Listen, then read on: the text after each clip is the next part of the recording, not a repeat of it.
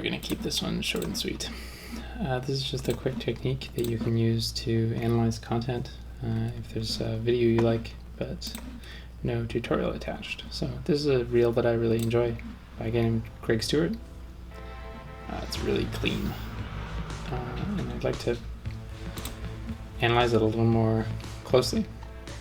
So I'll just download the video. You can find sites like this by just looking up YouTube video downloader or Vimeo video downloader. I'll leave the link to this one in the description. So once you get the link, I don't actually have to wait because I've already downloaded it. When you import it, be careful of the frame rate you choose.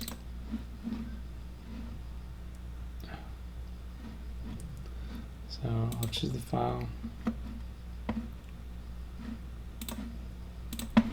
That's that one. So open up your composition settings by just pressing Command or Control K. I'm going to do 24 frames per second, but depending on how many PNG images you want to analyze, the higher the better. So drop it into your composition. And there's two methods of doing this. The first is exporting it when you add it to your render queue.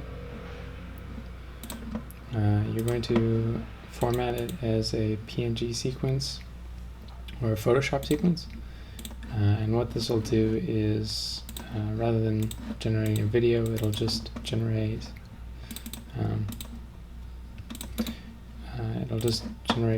frame by frame, and you can really carefully look at what's happening between the frames. The second method is time remapping.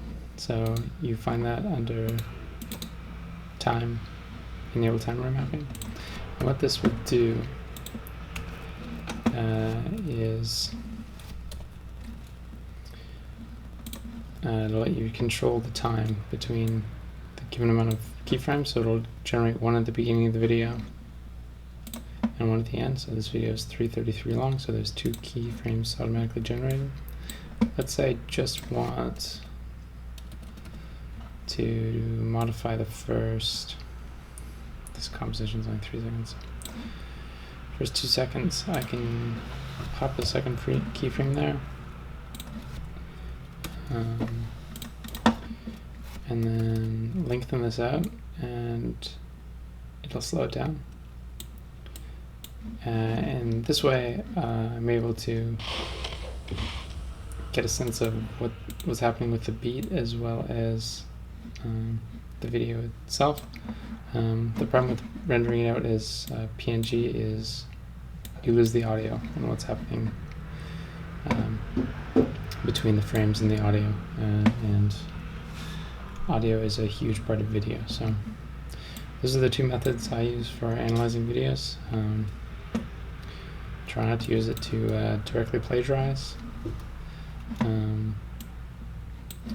or you can because it's the internet, but I would recommend not. So thanks for watching. Subscribe if you want.